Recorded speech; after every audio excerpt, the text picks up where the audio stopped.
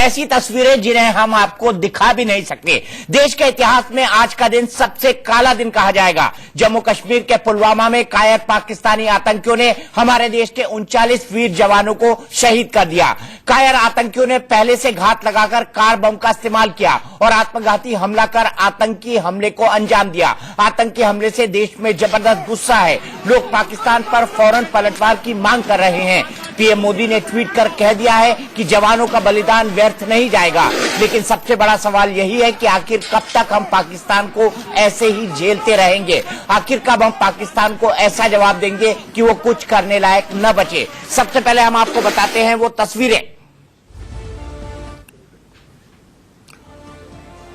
और इस वक्त की जो ब्रेकिंग न्यूज है, इस वक्त की अपडेट है ताजा, वो हम आपको बता दें। पुलवामा आतंकी हमले में 39 जवान शहीद हो चुके हैं। शहीद जवानों की संख्या और बढ़ने की आशंका है। पीएम मोदी ने कहा है कि बलिदान बेकार नहीं जाएगा।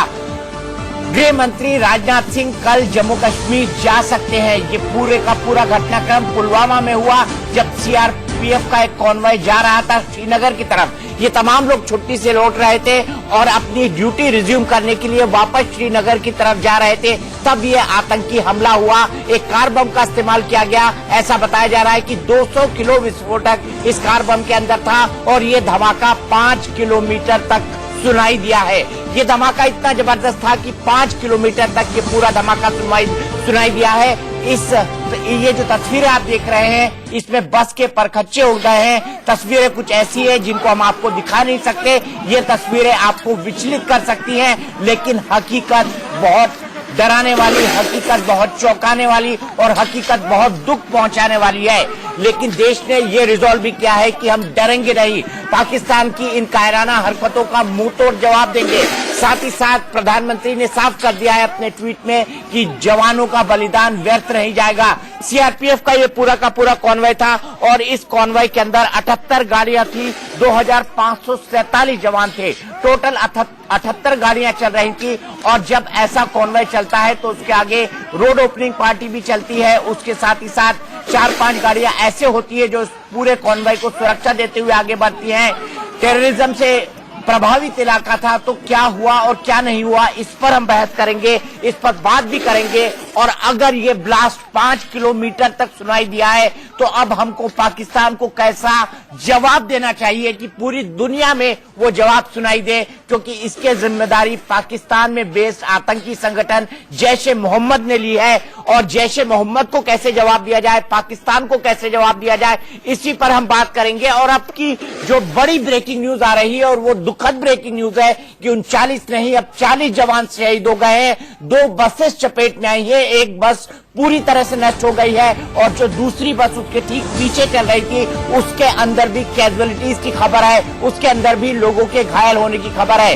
तो अब तक के 5 साल का सबसे बड़े आतंकी हमला, उरी के आतंकी हमले में 19 लोग मारे गए थे, लेकिन पुलवामा के आतंकी हमले में अब तक की संख्या बढ़कर 40 हो चुकी है। शुरुआत में ये संख्या आई थी कि डबल डिजिट तक आंकड़ा है, लेकिन यह आंकड़ा लगातार बढ़ता जा रहा है। और जैसे जैसे हमें तस्वीरें वहां की दिखाई दे रही है पुलवामा की, सिर उठते हैं हम ये तस्वीरें देख के कि हमारे जवानों के साथ किस तरह से कायरतापूर्ण व्यवहार किया होगा पाकिस्तान के इन आतंकियों ने। इसी पर बात करने के लिए हमारे chief political editor Manish Awasthi हमारे साथ हैं, जाने माने डिफेंस एनालिस्ट कर्नल दानवीर सिंह जी हमारे साथ हैं, ब्रिगेडियर अमृत कपूर साहब साथ हैं हमारे, जो कि विशिष्ट सेवा मेडल से नवाजे गए हैं। सबसे पहले मनीष भाई, मैं आपके पास आना चाहूंगा, मैं आपसे यह जानना चाहूंगा कि इस ब्लास्ट की आवाज 5 किलोमीटर तक सुनाई दी है, हमको ऐसा कैसा जवाब देना चाहिए, क्योंकि देश को जवाब देना पड़ेगा। और इस जवाब की आवाज कहां तक सुनाई देनी चाहिए दुनिया में?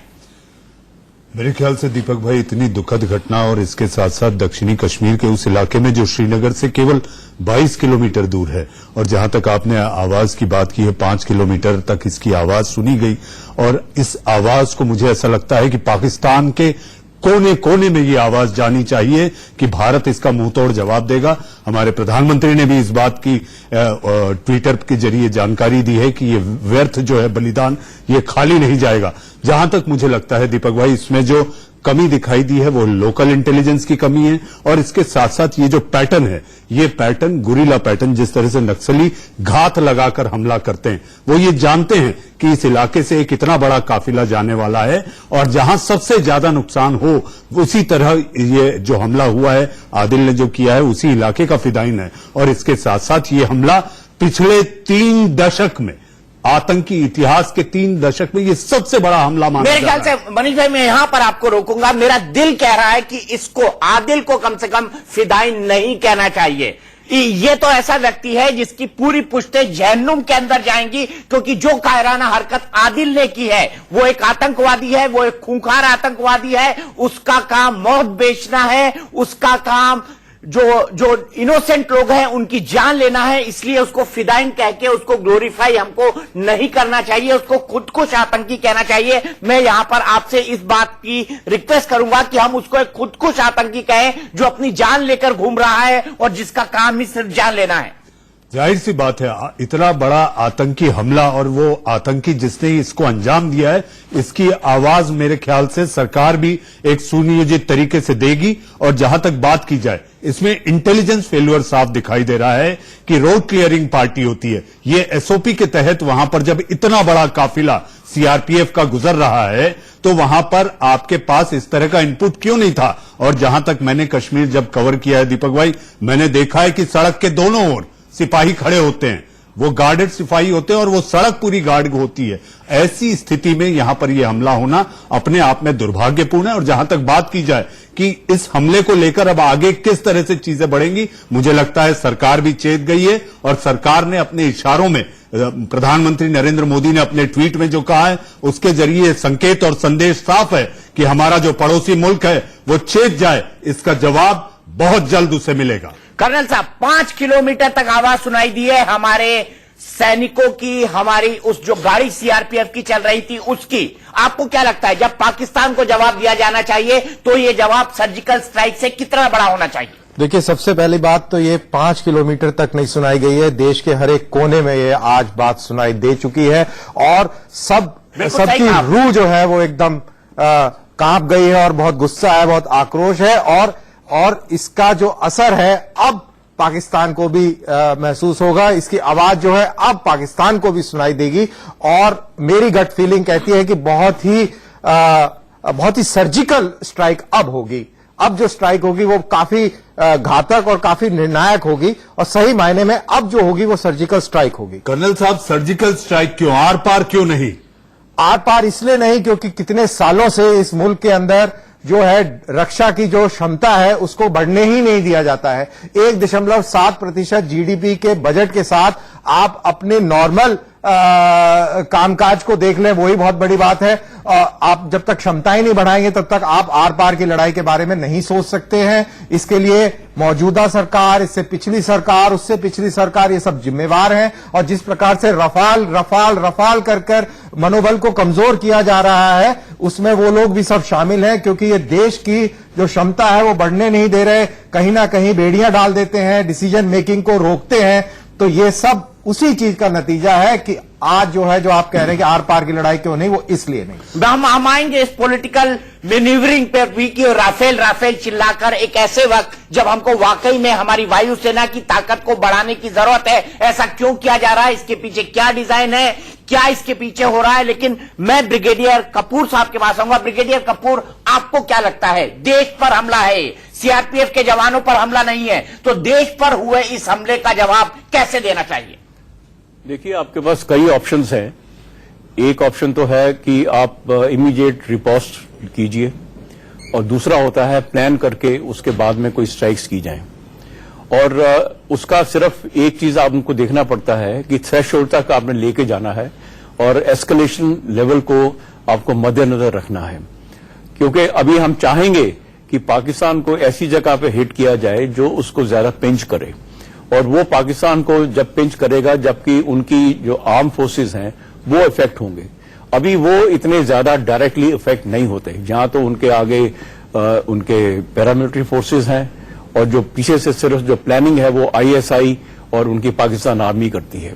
तो हमें कुछ ना कुछ ऐसी चीज करनी पड़ेगी और उसको भी मद्देनजर रख के लोगों को पहले तैयार करना पड़ेगा कि जो भी अगर एस्केलेशन होती है उसके लिए उनको तैयार रहना पड़ेगा और तभी हम कोई ऐसे बट हमारे पास और बहुत ऑप्शंस हैं। बहुत ऑप्शन है। कर्नल साहब, आप कुछ कहना चाहते हैं? क्या आपको लगता है कि ऑपरेशन ऑल आउट से बौखलाए हुए आतंकी हैं ये? इसमें तो कोई दो राय नहीं है कि ऑपरेशन ऑल आउट जिस प्रकार से चलाया गया और जिस प्रकार से लीडरशिप का सफाया हुआ, कहीं ना कहीं पाकिस्तान के अंदर हुक्मरानों के अंदर बौखलाहट थी। उनको लग रहा था कि उनके हाथ से स्थिति निकलती जा रही है, तो उन्होंने अपने लिहाज से स्थिति को रिस्टोर किया है। और ये आप ये भी कह सकते हैं कि पाकिस्तान की तरफ से ये सर्जिकल स्ट्राइक हुआ है।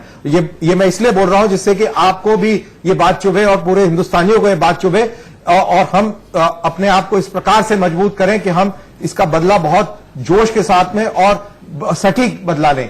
और मेरे को ऐसी गट फीलिंग है कि ये कुछ आने वाले कुछ दिनों में कुछ ना कुछ इस प्रकार की कार्रवाई जरूर होगी, जहां पे पाकिस्तान को एक बहुत सख्त संदेश जाएगा कि आप जो है हिंदुस्तान के साथ इस प्रकार से मस्ती नहीं कर सकते हैं। लेकिन सर्जिकल स्ट्राइक के बाद भी जैसे महबूबा मुफ्ती जैसे राजनेता भी है जो ये कह रहे हैं कि ये इसलिए हुआ है क्योंकि हमने सर्जिकल स्ट्राइक कर दिया। क्या सर्जिकल स्ट्राइक के बाद भी नहीं सुधरा पाकिस्तान? क्योंकि वो तो डिनायल मोड में था पूरी तरह से। महबूबा मुफ्ती क्या बोलती हैं ये उनकी समझ है, लेकिन सर्जिकल स्ट्राइक से काफी दिनों तक पाकिस्तान जो है बाज रहा और उसका इफेक्ट लगता है खत्म हो गया है। अब एक स्ट्राइक की जरूरत है जिसका पैमाना कुछ अलग होगा, जिसका डायमेंशंस कुछ अलग होंगे, जिससे कि पाकिस्तान को एक और स्ट्रांग मैसेज जाए। तो एक डोज देने के बाद में उसका इफेक्ट रहता है, तो मेरे ख्याल से बहुत स्ट्रांग डोज देनी पड़ेगी पाकिस्तान को, जिससे कि उसका इफेक्ट जो है लंबे देर तक रहे। मेरे ख्याल से मनीष भाई ये जो आवाज है पूरे देश ने सुनी। जैसा कर्नल दानवीर साहब ने कहा, लोकली अगर कहा जाए तो 5 किलोमीटर तक ये आवाज सुनी गई, लेकिन इसको पूरे देश ने सुना। इसको पाकिस्तान ने भी सुना होगा, लेकिन अपने दिल में दुम दबाकर वो बैठ गया होगा। अब मुझे लगता है जो जवाब हो उसकी गूंज पूरी विश्व में सुनाई देनी चाहिए।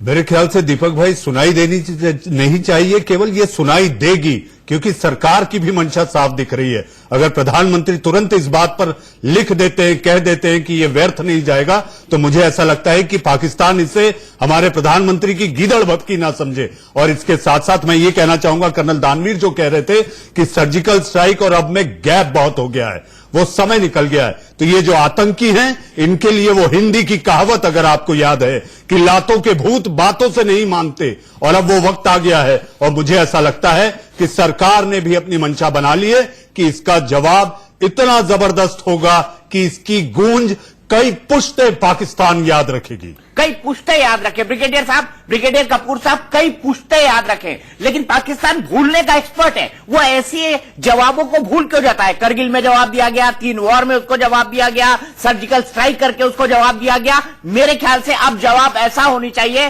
कि आपको 100 जगह से एक साथ उनको जख्म हो, ऐसे जख्म दिए जाने चाहिए पाकिस्तान को। बिल्कुल, उनको एक बड़ा स्ट्रांग हमारा रिएक्शन जाना चाहिए और उनको इतना नुकसान होना चाहिए जो उनको पिंच करे। जो मैंने आगे पहले बताया है, जब तक पाकिस्तान आर्मी को पिंच नहीं करेगा वो लोग इससे बाज नहीं आएंगे। और इसके साथ साथ हमें एक मल्टी प्रॉन्ग अप्रोच उनके अगेंस्ट लेनी चाहिए। और वो बड़ी देर से ये चल रहा है कि पाकिस्तान को टेररिस्ट स्टेट डिक्लेयर किया जाए, उसके साथ में फाइनेंशियल इकोनॉमिक सैंक्शंस लगाई जाएं, तो वो उनको जो मोस्ट फेवर्ड स्टेटस है उनको दिया हुआ है नेशन का, उससे हमको रिसीड करना चाहिए। और इस तरह के काफी और आपको स्टेप्स लेने पड़ेंगे, स्टेप जो कि उनको पिंच करे। जब तक उनको पिंच नहीं करेगा उनके ऊपर कोई असर नहीं होना। अभी जैसे उनकी माली हालत बहुत ही खराब है और इमरान खान जगह जगह जाके कटोरा अंडे बेच रहे हैं, मुर्गियां बेच रहे हैं, कारे बेच रहे हैं, दूध बेच रहे हैं, गधे बेच रहे हैं, गधे भी बेच रहे हैं। उन्होंने, आपने बिल्कुल ठीक कहा कर्नल साहब, उन्होंने गधे बेचे, और कहते हैं उनके गधे बड़े काम के होते हैं। नहीं, ये कहा गया है कि उनके गधे बड़े काम के होते हैं। मैंने बकायदा टीवी में एक रिपोर्ट देखी, वो इतने काम के गधे कि उन्होंने उसको चाइना को बेचना पड़ गया, ये स्थिति आ गई। लेकिन इसमें दीपक भाई एक और मैं बात कहूंगा, पाकिस्तान ने बहुत बड़ा मिसकैलकुलेशन किया है इस स्ट्राइक को अंजाम देने में। लेकिन ये स्ट्राइक क्या है, पहले मैं छोटा सा मैं आपको बात बोल दूं, दर्शक समझना चाहेंगे इसको, कि ये एक नॉर्मल आतंकवादी घटना नहीं है। ये एक टेक्स्ट में लेके आया जाए तो इसकी तुलना हम अफगानिस्तान में जिस प्रकार से होता है, सीरिया में होता रहा है, इराक में होता रहा है, हमको उस लेवल पर आकर इसको देखना पड़ेगा। यानी कि पाकिस्तान ने स्टेक्स जो है बढ़ा दिए हैं और वो ज्यादा रिस्क लेने को तैयार है। लेकिन उसने गलती, एक बहुत बड़ी स्ट्रेटेजिक मिस्टेक करी है, जो कि शायद पाकिस्तान के इतिहास में वो दर्ज होगी बहुत अलग तरीके से। पाकिस्तान की इकोनॉमी चरमराई हुई है और हिंदुस्तान की लीडरशिप बहुत स्ट्रांग है और हिंदुस्तान की लीडरशिप आज की तारीख में उसके पीछे पूरे देश का बहुत सॉलिड बैकअप है। तो ये जो मिस कैलकुलेशन हुआ है, ये इसका जो खामियाजा है वो पाकिस्तान 1-2 दिन में जरूर भुगतेगा। कर्नल साहब, मैं आपसे ये जानना चाहूंगा, सबसे बड़ा सवाल है इस वक्त तालिबान डिसइंटीग्रेट हो रहा है, अफगानिस्तान में थोड़ा उसका प्रभाव कम हो रहा है। अगर हम आईएसआईएस की बात करें, वो डिसइंटीग्रेट हो रहा है, तो कहीं इसका डर ये तो नहीं कि वो तमाम लोग कश्मीर के अंदर आ जाएं, या कश्मीर के अंदर जो आतंकियों के ठिकाने हैं, या पाकिस्तान ऑक्यूपाइड कश्मीर के अंदर जो आतंकियों के ठिकाने हैं, वहां पर वो लोग शेल्टर लेने लगे? देखिए, इसको मैं ऐसे तो नहीं मानूंगा, इतना गंभीर सिचुएशन नहीं है, क्योंकि अगर आप इसमें भी देखें, ये जो फिदाइन और जो आप बता रहे हैं, ये जो टेररिस्ट हैं, ये लोकल है, ये पाकिस्तान और भावलपुर और मुल्तान से नहीं आए हैं, मुरीदके से नहीं आए हैं, ये लोकल है और ये बहुत एक्सपर्टीज वाला एक्ट हुआ है। जाने देखे समझे हैं, बहुत इलाके को बहुत अच्छी तरह और ये बहुत टेक्निकल एक्सपर्ट्स होंगे, ये काफी ब्रेन वॉश्ड लोग हैं।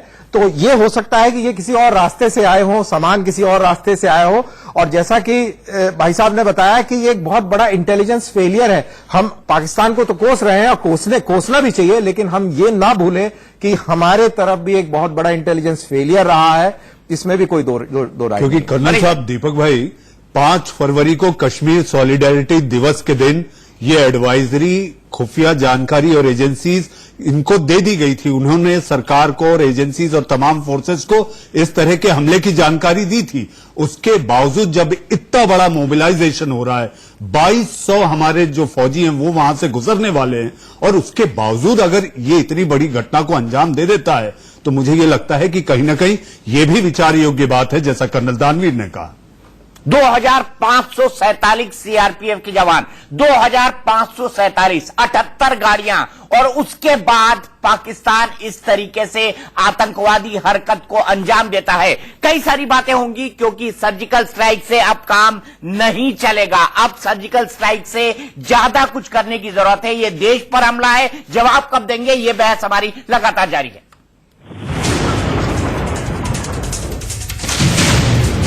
हमला हुआ है पुलवामा में, कश्मीर के पुलवामा में, और 40 सीआरपीएफ के जवान शहीद हो गए हैं। एक कार बम के साथ इन पर हमला किया गया और जैश ए मोहम्मद ने इस हमले की जिम्मेदारी ली है। प्रधानमंत्री ने कहा है कि जो शहीद सैनिक हैं, शहीद सीआरपीएफ के जवान हैं, उनके साथ पूरा देश खड़ा हुआ है और पूरा देश इस वक्त उनके साथ है। लेकिन जनता यह भी जानना चाहती है कि देश इस बात का जवाब कब देगा। हमारे स्ट्रेटेजिक अफेयर्स एडिटर आशीष हमारे साथ जुड़ गए हैं। आशीष, मैं जानना चाहता हूं कि सरकार के मन में, सुरक्षा एजेंसियों के मन में इस वक्त क्या चल रहा होगा, किस हिसाब से वो लोग इस सिचुएशन को एनालाइज कर रहे होंगे? दीपक जी, लगभग पिछले 3.5-4 घंटे से मैं अपने लगातार सूत्रों से बात कर रहा हूं, और हम क्या सोच रहे हैं, हम ये सोच रहे हैं कि वो हमारे बारे में क्या सोच रहे होंगे।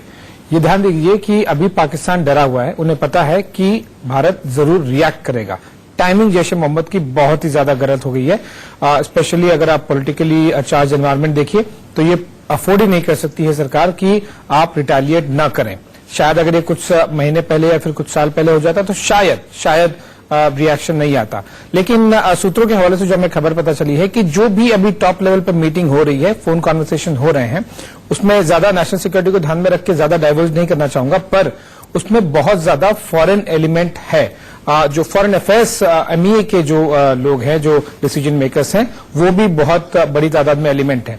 इससे ये हमें जरूर समझ में आ रहा है कि भारत सरकार केवल इसे military reaction point of view नहीं देख रही है, इसका जरूर एक भारत देश को इंटरनेशनल लेवल पे जरूर मिलिट्री रिएक्शन के साथ ही विदेश नीति के तौर पर फायदा मिलेगा। अब वो चाहे रिएक्शन भी, एक यूएनएससी में मसूद अजहर का जो ब्लॉकेज चैनल लगाया है, उसके लिए भी हमारे पास एक बहुत बड़ा और बहुत टाइमली कार्ड मिल गया है, जो कि लॉन्ग टर्म के लिए बहुत अच्छा होगा। मिलिट्री रिएक्शन तो जरूर होगा, लेकिन काफी सोच समझ के कदम बढ़ाया जा रहा है, तुरंत कुछ नहीं होगा। एक अंत में जरूर बात कहना चाहूंगा, मुझे जिस तरह से भी प्रधानमंत्री ने ट्वीट किया है, सर्जिकल स्ट्राइक की जब हमने डॉक्यूमेंट्री की थी दीपक जी, तब उस समय प्रधानमंत्री जी ने कहा था कि वो एक स्टेज पर ऐसे ठोक कर कहा था कि हमारे 18 जवानों का बलिदान बेकार नहीं जाएगा। ऑलमोस्ट सेम लाइन उन्होंने अभी ट्वीट की है, बस ये लाइन काफी है पाकिस्तान को और हमारे लोगों को मैसेज करने के लिए। कर्नल साहब, आशीष ने कहा कि ये बहुत गलत टाइम हो गया है, एक पॉलिटिकल चार्ज इन्वायरमेंट है। ऐसे में आपको क्या लगता है जो पॉलिटिकल मास्टर्स होंगे वो किस हिसाब से इस सिचुएशन को इवेल्युएट कर रहे होंगे, और रिस्पांस का लेवल, जैसे आशीष का ये कहना है कि नेशनल सिक्योरिटी में आशीष कुछ चीजों को डाइवर्ज नहीं करना चाहते हैं, लेकिन एक मिलिट्री आदमी के पॉइंट ऑफ व्यू से क्या क्या ऑप्शंस हो सकते हैं हमारे पास अपार्ट फ्रॉम डिप्लोमेटिक? देखिए, जहां तक मिलिट्री का सवाल है, मिलिट्री ये इस प्रकार के ऑप्शंस काफी वॉर गेम करती है। ये कई बार वॉर गेम करे होंगे, कई प्लान्स मौजूद होंगे, अलग अलग लेवल पे प्लान होगा कि अगर देश में इस प्रकार का आतंकी घटना होता है तो कैसे कैसे रिस्पॉन्ड किया जाएगा। अभी नेशनल सिक्योरिटी एडवाइजर हो या प्राइम मिनिस्टर हो, इन सबको वो प्लान्स जो है आगे प्रस्तुत किए जा रहे होंगे कि ये मिलिट्री प्लान्स हैं। अगर कौन सा मिलिट्री प्लान सिलेक्ट करती है सरकार, करती है कि नहीं करती है, ये भी टाइम बताएगा। अगर वो करती है तो जैसा आशीष बोल रहे थे कि फॉरेन अफेयर्स के भी लोग काफी उसमें इन्वॉल्व हैं, तो जाहिर सी बात है अगर कोई सीरियस लेवल का एक्शन, रिटेलिएशन हम प्लान करते हैं तो उस पूरे एक्शन को, उसके फॉलआउट को मैनेज करने के लिए आपको फॉरेन अफेयर्स की बहुत बड़ी भूमिका होगी उस पूरे खेल में। तो इस प्रकार से पूरा मोज़ैक को अगर आप इकट्ठा करिए तो कहीं ना कहीं ये जरूर समझ में आता है कि बहुत सीरियस प्लानिंग चल रही है। जहां तक मिलिट्री का सवाल है, उसके ऑप्शंस बड़े क्लियर हैं। उन्होंने ऑप्शंस उठा के प्रधानमंत्री के सामने, एनएसए के सामने रख दिए होंगे। अब पॉलिटिकल डिसीजन के ऊपर है कि वो क्या डिसीजन लेती है। देखिए, प्रॉक्सी वार तो आशीष हम लड़ ही रहे हैं, क्या हम नेक्स्ट लेवल पे जा रहे हैं? बिल्कुल जा सकते हैं, लेकिन देखिए अब ये जरूरी है ध्यान रखना कि अभी तक हम लोग काफी स्ट्रगल किए हैं मसूद अजहर को लेकर, विशेष तौर पर इंटरनेशनल लेवल पे। यूएनएससी में चाइना ने ब्लॉकेट किया है उसे इंटरनेशनल टेररिस्ट डिक्लेयर करने में, और ये एक फायदा हम स्टेप बाय स्टेप ले सकते हैं कि पहले हम इस कार्ड का इस्तेमाल करें, इस रीजन का इस्तेमाल करें चाइना को बताने के लिए कि देखिए भैया अब हट जाइए, अब तो हट जाइए, और उसके बाद में हम मिलिट्री रिएक्शन करते हैं। मिलिट्री रिएक्शन होना तो तय है। जैसे मैंने कहा ना कि जैश ए मोहम्मद ने टाइमिंग बहुत गलत कर दी। बहुत सारी थियरीज होती हैं आईबी में, जैसे कि D-2, D-D+2। जैश ए मोहम्मद का एक पैटर्न रहा है जो 9 तारीख और 11 तारीख उनके लिए बहुत इंपॉर्टेंट रही है। एग्जैक्टली मैंने वो किया, जैसे वो डे से पहले जो बाद में गार्ड्स डाउन होते हैं सिक्योरिटी के, तब वो अटैक करते हैं। और ये पैटर्न आपने हमेशा जैश ए मोहम्मद के अटैक में आपको दिखाई देगा, एटलीस्ट बड़े अटैक्स में। और यही अभी फिलहाल एनआईए और आईबी की टीम काफी कुछ हद तक, अभी मैं ज्यादा नहीं कह सकता उस बारे में, लेकिन काफी कुछ हद तक ये पहुंच गए हैं कि कहां से हुआ, क्यों हुआ, किसने किया। ये तीनों चीज पर पहुंच गए। लेकिन ब्रिगेडियर कपूर, मैं आपसे जानना चाहता हूं कि जो सबसे बड़ा सवाल है कि जैश ए मोहम्मद ने क्या टाइमिंग को वाकई गलत चुन लिया है, या उन्होंने इसके इम्प्लीकेशंस को सोचा नहीं होगा, वो इतनी जल्दबाजी में थे ऑपरेशन ऑल आउट का जवाब देने के लिए? नहीं, ऐसी बात नहीं है। ये बड़ी कैलकुलेटेड इस किस्म का ऑपरेशन है, वेल प्लान्ड है, और ये कोई ओवरनाइट नहीं है। ये काफी दिन से प्लानिंग इसका हो रहा होगा, और ये एक हटके उनकी टैक्टिक्स है जो कि नॉर्मल रूटीन टेररिज्म वाली टैक्टिक्स नहीं है। इस बार फर्स्ट टाइम कार बॉम्ब का इस्तेमाल किया गया है। ये कश्मीर वैली में कभी ऐसा आज तक नहीं हुआ। मैंने भी वहां 5 टेन्योर की हैं, तो कभी भी इस किस्म का नहीं आया सामने। तो ये एक नई डेवलपमेंट है, एक नए लेवल पे वो इसको टेररिज्म को लेके जाना चाहती है, और वो देखेगी, असेस कर रही है कि इंडिया का रिएक्शन क्या होगा, क्योंकि वो पाकिस्तान इस समय इस हालत में नहीं है कि वो किसी किस्म का भी कन्वेंशनल वॉर में इंडिया के साथ में लड़ सके, और इंटरनेशनल फोरम के अंदर भी पाकिस्तान की हालत काफी खराब है, और अभी इसके बाद में और भी ज्यादा खराब हो जाएगी। लेकिन इंडिया को कुछ और टफ स्टेप्स लेने पड़ेंगे। मिलिटरीली तो होगा, उसके 2 ऑप्शंस हैं। एक होता है इमीडिएट रिएक्शन होता है विदाउट, क्योंकि ऑलरेडी जैसे दानवीर ने बताया है आपको कि हमारी वॉर गेमिंग के अंदर हमारी सारी ऑफेंसिव प्लान्स बनी होती हैं, और अभी उसमें से सिर्फ ये देखा जाएगा कि किससे ये मैसेज पाकिस्तान को कन्वे हो जाता है और दूसरों को भी। और दूसरा, जब आप इस तरह की कोई भी मिलिट्री एक्शन इस लेवल के ऊपर करते हैं तो उस समय आपको जो भी सुपर पावर्स होती हैं या जो भी कंट्रीज जो ज्यादा कंसर्न होती हैं उनको भी कॉन्फिडेंस में लेना पड़ता है। तो वो लेकर और उस हिसाब से ये कुछ ना कुछ इस समय आपका काफी स्टर्न एक्शन होगा इनके खिलाफ, वो तो होगा। बाकी जैसे मैंने पहले भी सजेस्ट किया था, हमको कुछ एक स्टेप्स लेने चाहिए immediately to convey them the message. अभी वो इकोनॉमिकली उनकी हालत काफी खस्ता है और इस समय हमें कुछ ना कुछ और वॉटेवर सैंक्शंस हम लगा सकते हैं, हमारी तरफ से जो ब्लॉकेज किए जा सकते हैं, तो वो हमें बहुत जरूरी है, वो करना बहुत जरूरी है, वो हमें करने चाहिए। और कई इश्यू हैं जो कि जिनकी लॉन्ग टर्म रेमिफिकेशंस होती हैं। ठीक है, लॉन्ग टर्म रेमिफिकेशंस को भी हमको समझना पड़ेगा। कर्नल दारवेद सिंह जी, यहां पर सबसे बड़ा सवाल ये है कि डिप्लोमेटिक एक्शंस भी लिए जाए, मिलिट्री एक्शंस भी लिए जाए। मिलिट्री एक्शंस पे तो हम बात नहीं करते, देश की सुरक्षा से जुड़ा हुआ मामला है, लेकिन आपको क्या लगता है डिप्लोमेटिक में इस वक्त क्या ऑप्शंस हो सकते हैं? क्या मसूद अजहर जो कि जैशे मोहम्मद का सरगना है, उसको लेकर चाइना को अगर ब्लॉक करना है तो क्या हम इमीडिएटली यूएन में जा सकते हैं? ऐसा कोई विकल्प भारत के पास हो सकता है? मेरे ख्याल से जहां तक जब कश्मीर आ जाता है और कश्मीर के साथ में अगर यूएन को जोड़ दिया जाए तो वो एक बहुत ही टची इशू हो जाएगा। मेरे ख्याल से ऐसा तो नहीं हो पाएगा, लेकिन हाँ जो टेररिस्ट है अजहर है उसके ऊपर ग्लोबल बैन लगे और वो सब कार्रवाई है वो बिल्कुल डिप्लोमेटिक लेवल पे बिल्कुल होगी और ज्यादा उसमें तीव्रता आएगी। लेकिन एक दीपक भाई, एक बहुत इंपॉर्टेंट चीज है, ये पाकिस्तान ने, जैसा कि हम सब कह रहे हैं कि ये फर्स्ट टाइम हिंदुस्तान के टेररिज्म वाले जो इतिहास में, पाकिस्तान स्पॉन्सर टेररिज्म वाले इतिहास में हुआ है, ये फर्स्ट टाइम हुआ है। इससे जो लेवल है वो बिल्कुल डिफरेंट हो गया है, चेंज हो गया है, उसके जो पैराडाइम स्ट्रक्चर जो है पूरा चेंज हो गया है। तो अगर हिंदुस्तान ने इसका जवाब नहीं दिया तो आप ये मान के चलिए कि आपके देश में कोने कोने में वो आग लगा देगा, क्योंकि वो ये समझ जाएगा कि हिंदुस्तान में वो काबिलियत नहीं है कि वो रिटेलिएट कर पाए। तो इसका जवाब देना इसलिए जरूरी है क्योंकि आपके खुद का रेलेवेंस जो है वो अभी एट स्टेक है। तो रेलेवेंस आप खो जाए, मेरे ख्याल से वो देश के लिए बहुत ही दुखदायी होगा। बिल्कुल दुखदायी होगा और हमें पूरा यकीन है कि सरकार इस रिलेवेंस को खोने नहीं देगी, सरकार इसका एक मुंहतोड़ जवाब देगी, जैसा कि प्रधानमंत्री का ट्वीट अभी साफ साफ इंडिकेट करता है। हमारे सहयोगी सुमित हमारे साथ जुड़ गए हैं, हमारे डिफेंस कॉरेस्पॉन्डेंट है। सुमित, मैं आपसे ये जानना चाहता हूं कि पुलवामा में आखिर हुआ क्या? अभी तक सूत्र क्या बता रहे हैं, वहां पर हुआ क्या आज?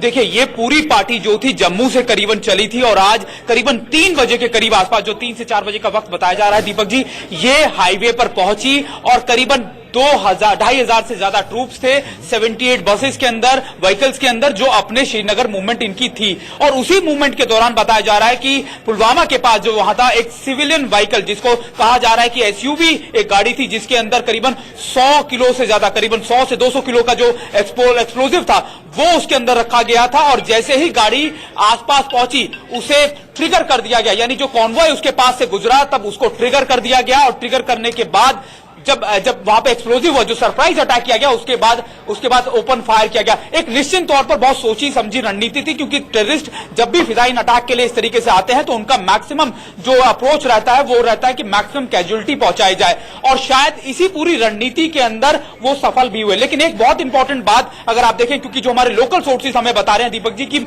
जब वहां पे एक्सप्लोजन हुआ तो जिस बस के अंदर करीबन ये 42 लोग मौजूद थे, जिस व्हीकल के अंदर, उसका एक हिस्सा, पूरा हिस्सा वहां से एक्सप्लोजिव इतना तेज था कि एक हिस्सा पूरा उड़कर वहां की जो साथ की दरिया था उसके पास से उस गांव में, यानी जो गांव था पास का, उसमें जा गिरा। तो आप मान के चलिए कि कितना ज्यादा भारी संख्या में एक्सप्लोजन का इस्तेमाल किया गया होता। और ये पहला ऐसा मौका होगा, मैं आपको बताऊं, कि जब इस तरीके का अटैक को अंजाम दिया गया। हम देखते थे कि नॉर्थ ईस्ट में हमने देखा, जब मणिपुर में इस तरीके का अटैक किया गया था, कि जैसे ही आईडी का इस्तेमाल करके बस को एक सरप्राइज अटैक किया गया और उसके बाद ओपन फायर कर दिया गया। लेकिन कश्मीर की अगर हम बात करते हैं तो ये पहला मौका होगा कि इस तरीके का अटैक किया गया हो। दीपक जी, कश्मीर में पहला मौका जब इस तरह का अटैक हुआ हो। आशीष, मैं आपसे यह समझना चाहूंगा कि ऐसा कहा जा रहा है, I am not sure about it, क्योंकि अभी तक हमको सूत्रों से ये खबर मिली है कि इसकी एक पहले से एक इंटेलिजेंस अलर्ट था। अगर इंटेलिजेंस अलर्ट था तो एक आम आदमी के मन में जिज्ञासा होती है, जो हमारा गांव में देख रहा होगा, शहर में देख रहा होगा, कस्बे में देख रहा होगा,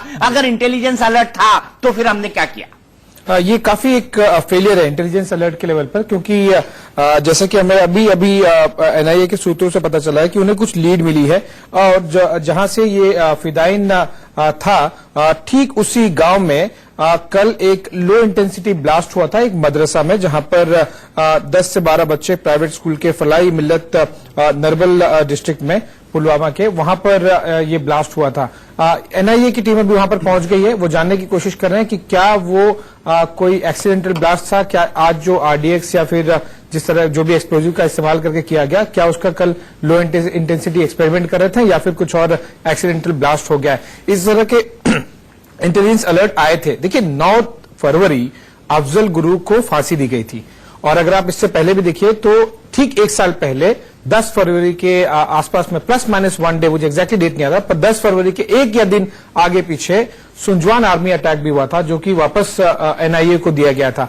तो ये जो जैश ए मोहम्मद का पैटर्न है ना, कि अफजल गुरु की फांसी के D-2 D-+2 जब वो गार्ड्स डाउन होते हैं, अफजल गुरु को लेके हमेशा सिक्योरिटी अलर्ट, उसकी मतलब जो फांसी की एनिवर्सरी है उसको हमेशा सिक्योरिटी हाईएस्ट अलर्ट पे रहती है।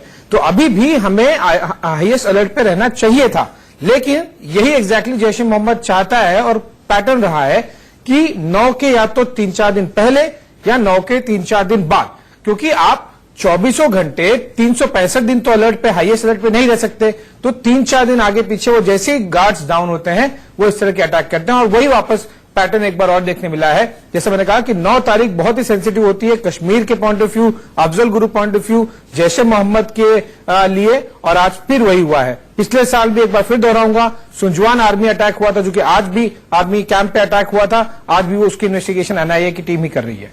कर्नल साहब, जो सबसे बड़ा यहां पर सवाल है कि जो सबसे बड़ा मुद्दा है यहां पर अफजल गुरु का, कि अफजल गुरु के फांसी को लेकर, उसके फांसी की जो डेट होती है उसके आगे पीछे ये पूरा आतंकवादी हमला होता है। लेकिन कल की खबर अगर हम पढ़े तो महबूबा मुफ्ती ने यह कहा था कि अफजल गुरु के जो रिमेन्स है उसको वापस दिया जाए। तो मेरे ख्याल से ये आग में घी डालने का काम करते हैं क्या घाटी के कुछ नेता?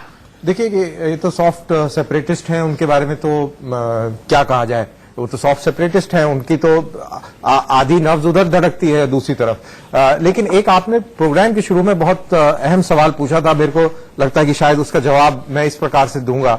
जब आपने IS, अलकायदा और तालिबान की बात करी थी, तो अगर इसका पैटर्न देखा जाए इस अटैक का, तो कहीं ना कहीं जो टैक्टिक्स है वो बिल्कुल हूबहू अलकायदा, तालिबान और IS के पैटर्न से मेल खाती है। तो ये कहना कि ये तो नहीं मानेंगे हम कि वहां से जो IS के जो आतंकवादी हैं वो घाटी में आ गए, लेकिन उनकी जो टैक्टिक्स है, उनकी जो सोच है वो जरूर घाटी में आ गई है, और वो अब धीरे धीरे हमें नजर आ रही है, जो कि बहुत ही चिंता का विषय है। वही मैं, एक पुरानी कहावत है कि इंसान को मत मारो, उसकी सोच को मार दो। और अगर सोच दिमाग में आ जाए तो उसी को कहते हैं कि आप उस मेंटालिटी को फॉलो करने की कोशिश करने लगते हैं, उस मेंटालिटी को लगातार फॉलो करने लगते हैं। मेरे वरिष्ठ सहयोगी अश्विनी कुमार, जो कि बहुत ही वरिष्ठ पत्रकार है जम्मू के, वो भी हमारे साथ फोन लाइन पर जुड़ गए हैं। उन्होंने कई दशकों से वहां पर टेररिज्म को कवर किया है, माफ कीजिएगा। अश्विनी, मैं आपसे जानना चाहता हूं, आपके मेमोरी में इस तरह का इंसिडेंट आपने कभी सोचा था कि इस तरह के इंसिडेंट भी पुलवामा और आसपास के इलाकों में होंगे? जी दीपक, इस तरह के इंसिडेंट हुआ, मगर जो आज का जो इंसिडेंट हुआ है ये काफी बड़ा मेजर इंसिडेंट है कि इतने सीआरपीएफ के जवानों को शहादत होना। इससे पहले बदामी बाग आर्मी कैंप पर भी अटैक हुआ था और JNK असेंबली पर भी अटैक हुआ था, मगर उसमें इतनी कैजुअलिटी नहीं थी। जो आज की कैजुअलिटी जो हुई है वो सबसे मेजर इंसिडेंट है, और जिस तरह से आतंकवादियों की प्री प्लान्ड एक एक्शन प्लान था, और इस तरह की खबरें थी कि काफी लल पीरियड चल रहा है, और जिस तरह से पाकिस्तान का इनके ऊपर जोर था, चाहे जैश ए मोहम्मद हो, लश्कर तैयबा हो, कि जिस तरह से पिछले 1 साल में लगातार जो है 4-4, 5-5 आतंकवादी डेली मारे जा रहे हैं। और ये जो प्लान था, ये आदिल अहमद डार का, ये उसका पर्सनल प्लान ही था, उसने एक अपने आप को वॉलंटियर किया था। इसको जो वकास कमांडो के नाम से वहां पर या लोग कदर करते हैं, कि जो काकपुरा का रहने वाला था, जो कि अवंतीपुरा के पास है, और इसने लास्ट ईयर ही जैश मोहम्मद ज्वाइन किया था, और ये एक प्लान था, और उसने अपने आप को सुसाइडल बम्पर बनाया, और इसके पीछे जो है पाकिस्तान का पूरा हाथ है। वो प्री प्लान्ड एक एक्शन प्लान था। अगर आज जो नेशनल हाईवे खुली होती तो इसकी कैजुअलिटी काफी होती, क्योंकि हाईवे काफी क्लियर था, क्योंकि ट्रैफिक मूवमेंट जम्मू से बंद है। इसकी वजह से ये जो इनके पास पूरी प्लान एक एक्शन प्लान था कि इतनी बसें जो है करीबन 2547 लोग सीआरपी के आज सुबह यहां से निकले थे करीबन 3 बजे, और ये 3:15 के करीब जो है लतपुरा के पास जो ये अटैक किया है, और ये सुसाइड बम्बर जो है ये जिस तरह से खबर आ रही है, या जो स्कॉर्पियो में था या जीप में थे, और 3 बटालियनों के जो जवान थे ये छुट्टी काट कर वापस जम्मू से वापस श्रीनगर जा रहे थे, उसको रीज्वाइन करना था और कल से इनकी ड्यूटी थी। और आज जो इन्होंने ये हादसा किया है उससे पूरी सिक्योरिटी अपरेटस जो है हिल गया है, और इसमें जो है सरकार जो है काफी परेशान है। नेशनल इन्वेस्टिगेशन एजेंसी की जो लोकल यूनिट है कश्मीर का, वो वहां लोकल पहुंच चुका है। उसके साथ साथ जो है दिल्ली से भी कल एनआईए की टीम लैंड कर रही है, और ये केस जो है एनआईए को दिया जा रहा है, और इस तरह का ऑर्डर रात को निकल जाएगा। एनआईए विल टेक ओवर और इसकी इन्वेस्टिगेशन, क्योंकि इस तरह के पहले भी अटैक हुए हैं, उनके साथ जोड़ने की जा रही है कि किस तरह से इन्होंने ये प्लान किया और कौन कौन लोग इसमें इन्वॉल्व थे।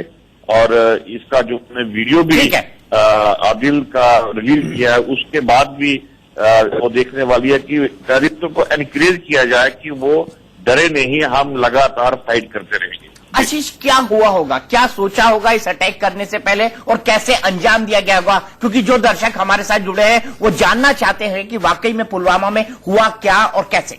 जी, मसूद अजहर के एक भाई है रौफ असगर, ये इसका मास्टरमाइंड है इस पूरे कोऑर्डिनेटेड अटैक का। मसूद अजहर की लॉयल्टी जो मुल्ला उमर से रही है, तालिबान और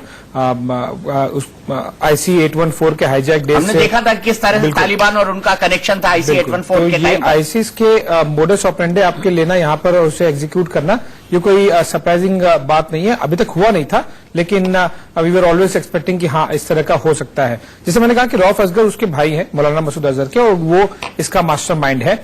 इस तरह के अटैक को अंजाम देने के लिए आपको बहुत ज्यादा कोऑर्डिनेशन की जरूरत होती है, क्योंकि और ये मैसिव फेलियर है इंटेलिजेंस के लेवल पर, तो मैसिव 100 किलो अगर कोई भी विस्फोटक जमा हो जाए कश्मीर जैसे सेंसिटिव जगह पर, ये बहुत बड़ा फेलियर है इंटेलिजेंस के लेवल पर।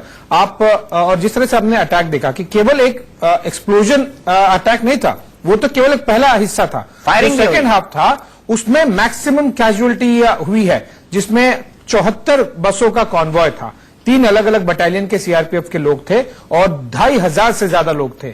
दी रोड ओपनिंग पार्टी के भी लोग इसमें शहीद हो गए हैं। तो इसका मतलब है कि आप इमेजिन कीजिए कश्मीर जैसे इलाके में 74 बसों का कारवां चल रहा है, और एक बस को टारगेट किया गया, और उसके बाद सारे बसों पे आपने फायरिंग करने की कोशिश की। इसीलिए ये कैजुअलिटी नंबर इतना ज्यादा हुआ है। काफी कोऑर्डिनेशन के बाद में, काफी मनी ट्रेनिंग के बाद में ही इस तरह की चीजें हो सकती हैं जो कि जैश ए मोहम्मद ने किया है।